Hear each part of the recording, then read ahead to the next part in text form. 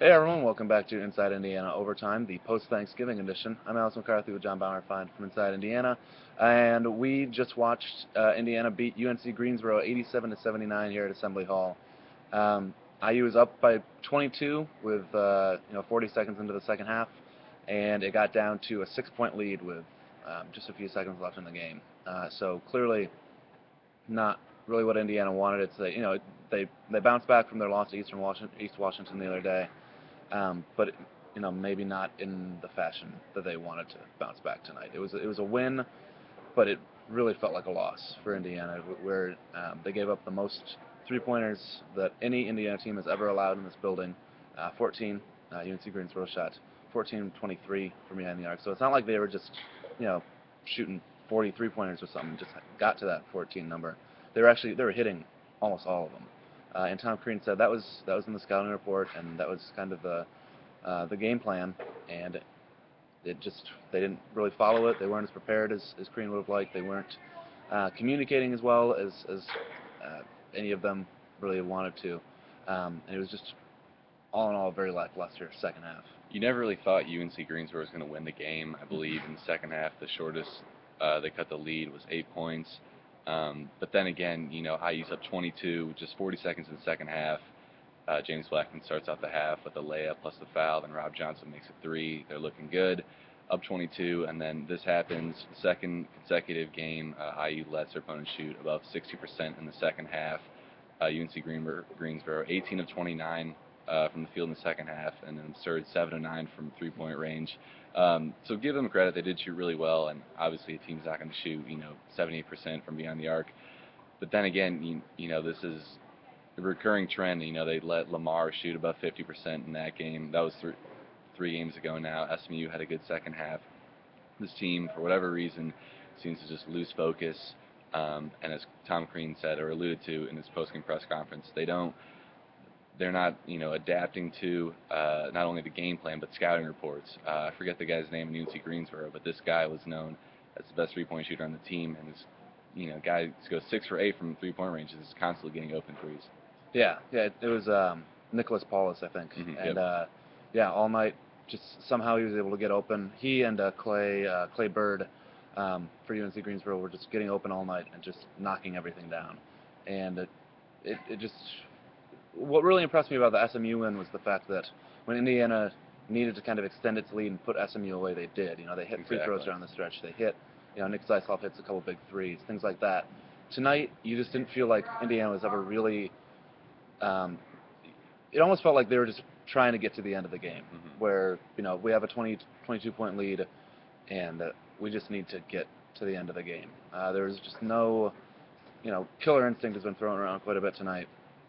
There's just no kind of urgency in the second half for this team, and the ability to play a full 40 minutes for a young team is kind of difficult. And we don't want to always kind of harp on how young team, youth, blah blah blah. But it's still something they struggle with. Defensive awareness obviously has been a problem for this team. But obviously a win's a win, as they say. Indiana, there's some bright spots for them. James Blackman played really well. He had 24 points. Team high 9 rebounds. Yeah, that's the thing about recently. It seems like Blackman's always like leading or right up there in rebounds. Yeah, yeah. I don't know if it's. I mean, Crean always kind of spins it of, guards getting rebounds helps us in transition so much, helps us blah blah blah. But it seems like you maybe want a little bit more from Hunter Perea. Emmett Holt played a few good minutes tonight. I was going to say the backcourt played good again, as they have and as they will continue to do so, I'd imagine.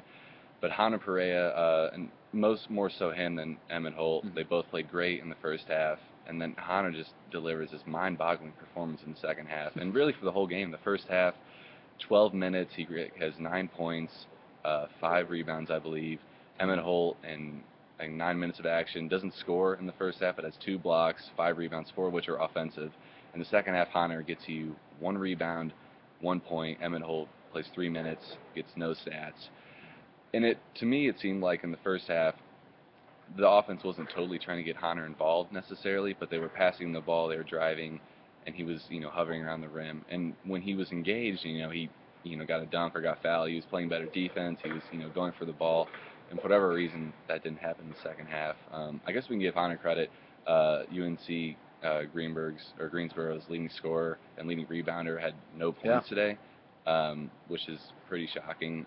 But it just, Hunter, again, Karina, talked about it after the press conference. They're taking it day by day with him, but I don't know how this guy's only grabbing like one rebound in 12 minutes of the second half when your team is struggling and you need to get rebounds and get the ball and score points. Yeah, and for someone as just as insanely athletic as Spray is, and with the long arms and everything. And he was using it in the first half. Yeah. Or at least it seemed to me. And then the second half, for whatever reason, he just didn't. Yeah, it was just kind of bizarre. And you made a good point about him, not really even being that involved in the offense. He didn't take a shot in the second half. I mean, there was no, like you said, one point he just got to the line one time and couldn't get a shot off. Couldn't, it just didn't seem like he was involved in really the way Indiana was doing things at all. Troy Williams got into the starting lineup tonight after he had a couple really good games coming back from the suspension, and all 5 starters were in double digits scoring wise. Williams had 11 points, 4 rebounds, played fairly well. Put Nick Zeisloff to the bench, which I think is kind of a good fit. But that is kind of the lineup that at least I was expecting for a lot of the season. Is the Farrell, Blackman, Johnson, Williams, and Hunter Perea. So I'd expect that lineup going forward too, especially with Pittsburgh coming to town on Tuesday. Yeah, that's true, and that is the next game. It's the one of the marquee non-conference games for Indiana. Obviously, like SMU, Pitt, Louisville, Georgetown are kind of the games that everyone. Butler, I guess. But so it's a big one coming up here. Indiana not playing its best right now, but they tend to play up or down to the level of their competition. So Pitt's going to come in here. I think they're 3-2, something like that. Had a good showing, in a couple of their games this year. So that'll be a fun test. I think it's 7 on Tuesday. Yep. ESPN. Yep. Yeah. ESPN. Nice. And we'll be here for it. I assume more than 12,000 people are going to be here for it. That's how many people were here tonight. Students will be back. Yep. Students are going to be here. It's going to be packed. It's going to be loud. Hopefully, it's going to be a lot of fun. So that is where you will see us next. Oh, actually, no, you're going to see us. Kickoff. IU Purdue tomorrow. Kickoff in the bucket game is in minus 12 hours. 11 and a half hours. So awesome. We'll get some sleep. We're going to get out of here. But once again, Indiana 87, UNC Greensboro 79. For John Bauerfeind, I'm Alice McCarthy. And good night.